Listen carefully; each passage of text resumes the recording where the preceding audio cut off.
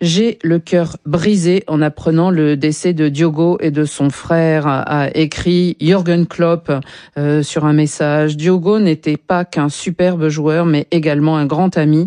Tu vas tellement nous manquer, dit-il, celui qui l'avait fait venir chez les Reds. Au Portugal, son pays d'origine, eh bien, l'accident, on imagine, Marco, a suscité beaucoup d'émotions et de réactions. Oui, évidemment, c'est un peu la nouvelle qui a un peu effaré tout le monde ce matin. On se réveille, on apprend ça par rapport à un joueur qui était considéré comme un joueur humble, qui travaillait pour l'équipe, un vrai bosseur, qui n'a pas forcément réussi à arriver au niveau de par son talent pur, technique, mais en tout cas par ce fait qu'il se dédiait exactement. C'était un joueur qui était rapide, qui essayait toujours d'aller vers l'avant, qui venait soutenir ses défenseurs, ce que beaucoup de joueurs ne font pas. Donc c'était quelqu'un qui était très apprécié. C'était pas le titulaire indiscutable, mais c'était le joueur qu'on demandait à chaque fois à voir rentrer, que ce soit à Liverpool, que ce soit avec la sélection portugaise. Et je pense que beaucoup d'entre nous n'arrivent pas encore à y croire, parce qu'il y a moins d'un mois, il soulevait quand même la Ligue des Nations avec le Portugal. Cette deuxième Ligue des Nations qu'il a remportée avec le Portugal. Comme vous le disiez, Annie, il y a encore quelques jours, le 22 juin, il se mariait avec sa femme, Ruth Cardoso, avec qui il avait 3 enfants.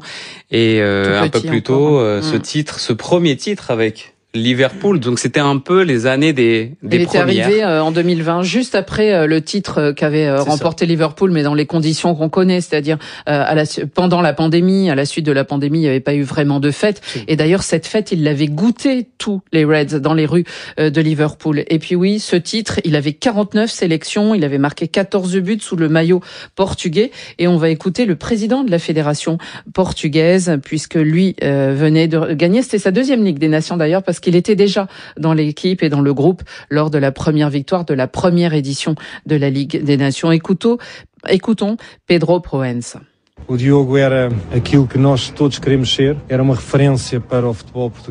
incarnait le joueur qu'on aurait tous voulu être. Il était une référence pour le football portugais, un talent de sa génération, mais aussi bien plus que cela. Aujourd'hui, nous sommes tous très endeuillés par cette terrible et brutale nouvelle de leur décès. J'en profite aussi pour adresser une pensée très particulière à Ruth, sa femme, et à leurs 3 enfants orphelins. Ce que je demande maintenant, c'est que nous sachions tous, en ces heures, respecter la mémoire de Diego et d'André, son frère. C'est un moment extrêmement difficile, très dur pour le football portugais. La fédération est en deuil, le football portugais est en deuil, les clubs sont en deuil, et c'est un moment de profonde tristesse. Pedro Proença, le président de la fédération portugaise et puis bien sûr le capitaine de cette équipe portugaise, Cristiano Ronaldo, a écrit des mots très touchants sur ses réseaux sociaux. Ça n'a aucun sens. Nous étions ensemble en équipe nationale. Tu venais de te marier. À ta famille, à ta femme, à tes enfants, j'adresse mes condoléances et leur souhaite tout le courage du monde. C'est vrai que il y a énormément de réactions parce que, de par le monde du football, évidemment, il a croisé tellement de joueurs et tellement de gens. Oui, un parcours qui était intéressant. Il a commencé à Gondomar, passé par Passos de Ferreira, puis par Porto. Il avait même été acheté par l'Atlético de Madrid où il n'a jamais joué, finalement, prêté au FC Porto et ensuite à Wolverhampton, arrivé à Liverpool. C'était un joueur qui était vraiment apprécié. Et surtout, ça fait écho même à la plupart des immigrés portugais, parce que la route qu'il empruntait ce matin, c'est la route qu'emprunte tous les ans à partir du mois de juillet, donc à partir de ce mois-ci, en août et jusqu'à septembre, cette fameuse route qui lie la France au Portugal, pour ceux qui habitent dans le nord. Et cette fameuse A52, qu'il y a environ 25 ans à peu près, n'existait pas. C'était une nationale et elle a été réalisée justement pour faciliter la vie des immigrés portugais. Donc ça fait encore plus écho parce que sur cette route, on la connaît tous. On y est tous passés dans cette route qui sont des lignes droites interminables. Et encore aujourd'hui, à cette heure-ci, on se demande mais Qu'est-ce qui a pu arriver? On pense, enfin, la Guardia Civile espagnole suggère que ça a été un pneu qui a éclaté et qui a donc provoqué cet accident au milieu de la nuit. La voiture allait jusqu'à Santander, vraisemblablement. Oui. Il allait prendre le bateau pour retourner vers l'Angleterre. Après ce week-end avoir été présent lors d'un mariage, il est rentré donc à Liverpool car le retour aux entraînements était prévu pour le 8 juillet. Salim, c'était un des éléments important de cette équipe des Reds de Jürgen Klopp. C'est ça, Marco l'a bien dit, c'était pas forcément un titulaire indiscutable, mais c'était un joueur clé dans la rotation, justement.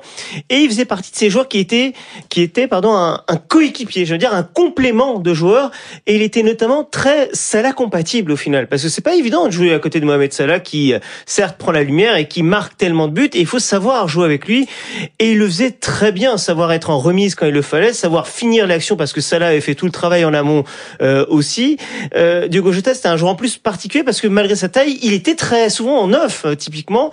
Donc être dans ce jeu anglais, être dans ce poste-là et à ce poste-là, il avait réussi à s'adapter très rapidement à Liverpool parce qu'avant Liverpool, donc, ça avait été Wolverhampton. Je rappelle d'ailleurs que Wolverhampton, c'était d'abord en 2e division avec Wolverhampton. À l'époque, quand il quitte Porto pour la 2e division anglaise, on se dit, mais qu'est-ce qu'il va faire là-bas? Alors, c'était Jorge Mendes qui avait fait en sorte d'apporter et d'amener beaucoup de joueurs avec Nuno Espirito Santo qui était le coach à ce moment-là. Mais il avait réussi à s'adapter à Wolverhampton, passer le cap Liverpool et devenir un joueur essentiel dans cette rotation. Moi, il me fait penser un peu à un Dirk Kuyt à l'époque. Quelqu'un qui, certes, marquait peut-être un peu moins, mais qui travaillait pour les autres et lui, notamment, avait travaillé pour Salah. Si Salah a aussi fait beaucoup de choses, c'est parce que certains étaient à côté de lui, et notamment Diogo Jota. Philippe Doucet. Moi, je me rappelle, je compléterai en parlant plus de Wolverhampton, où il était vraiment, où il s'était complètement révélé. On avait découvert ce joueur, parce que c'est vrai qu'on l'avait pas... Arrivé très jeune. On s'était pas perçu à ses qualités. C'est peut-être du côté de Porto, où il a pas dû jouer très longtemps, comme d'habitude.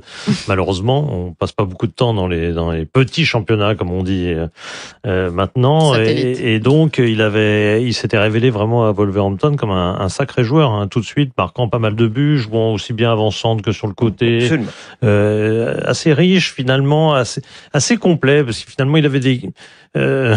Marco tout à l'heure le minorait pas, mais disait que c'était pas le joueur le plus technique. Non, c'était ni le plus technique, ni le plus rapide, mais il était pas mal en tout. Ouais. Pas mal en tout, assez habile, capable de marquer des buts spectaculaires par moments et très technique. Même s'il n'était pas c'était pas le plus grand joueur du monde, il était très bon partout et ça permettait à Jürgen Klopp de le faire rentrer à n'importe quelle position là où il avait besoin, quoi, ce qui était quand même hyper utile. Manu Teladios sur l'épisode de l'Atlético où il finalement n'a jamais joué. Il n'a pas joué des matchs officiels, mais on s'est bien rappelé ce matin, les médias l'ont fait, qu'il avait joué un match amical face à Crotone où il avait même marqué un but. C'est une info qui était aussi un choc en Espagne, parce que c'était passé chez nous, à la province de l'accident Zamora. a eu lieu en Espagne. Et dans ma région, en plus, dans la première info que j'ai eue ce matin, c'était simplement la mort de 2 gens lors d'un accident de voiture, donc tu penses plus à ça. Vers 9h et puis, du matin, oui. Quand tu commences à voir les infos, et c'est surtout les côtés humains aussi, quand tu penses qu'il venait de se marier, ça fait même pas 2 semaines, qu'il avait 3 enfants, c'est là où on commence à comprendre un peu l'amplitude de tout ce qui s'est passé. On les connaît bien, il a joué avec les Portugal face à Madrid, Gironde cette saison. Ouais.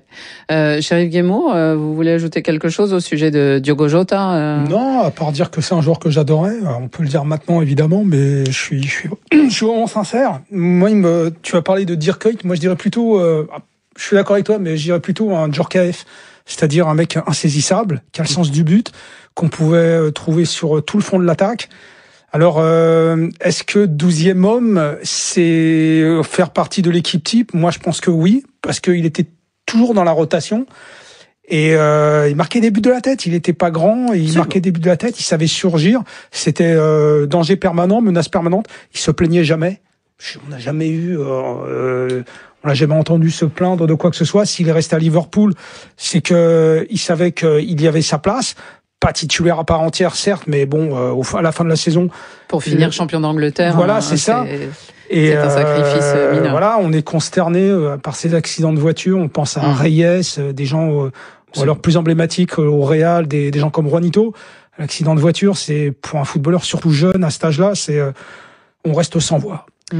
Et juste depuis quelques minutes, à juste titre, on évoque le joueur, mais vous avez évoqué l'homme à travers les mots, notamment de Jürgen Klopp, et d'autres qui utilisent vraiment des mots touchant. On voit qu'ils ont connu évidemment l'homme et on comprend à quel point Diogo Jota était quelqu'un de très simple, j'ai envie de dire, très tranquille. C'est vrai que c'est quelqu'un qui faisait pas beaucoup de bruit dans la presse people ou autre. On l'entendait pas, on le connaissait pas au final. À ce niveau-là, on ne le connaissait que sur le terrain. Point positif. Et c'est vrai que j'ai presque envie de dire, il ressemblait à Liverpool, à la ville de Liverpool. Quelqu'un qui se basait sur Anfield, qui faisait ce qu'il devait faire à Anfield et qui après à côté était très tranquille au final. Et c'est peut-être ça aussi, et c'est pour cette raison d'ailleurs, ce matin, lorsqu'il y a eu cette annonce officielle, notamment, c'est Liverpool qui a tweeté en premier, je parle des clubs de foot, évidemment c'est Liverpool. Et d'ailleurs, parmi les premiers clubs qui ont, pareil, posté des messages, vous avez eu Everton, symbolique évidemment, le rival local, mais qui l'a fait, et l'autre club très tôt, contre qui il avait marqué notamment, qui sera son dernier but. Et l'autre club qui a tweeté très rapidement, Manchester United. Vous pouvez avoir de la rivalité historique, mais dans ce genre de séquence, on sait faire, et en première, d'ailleurs, tous les clubs de Première Ligue, sans exception, ont posté un message pour évoquer la douleur et de la famille et de Liverpool. Même le Premier ministre. Le Premier ministre Keir Starmer aussi.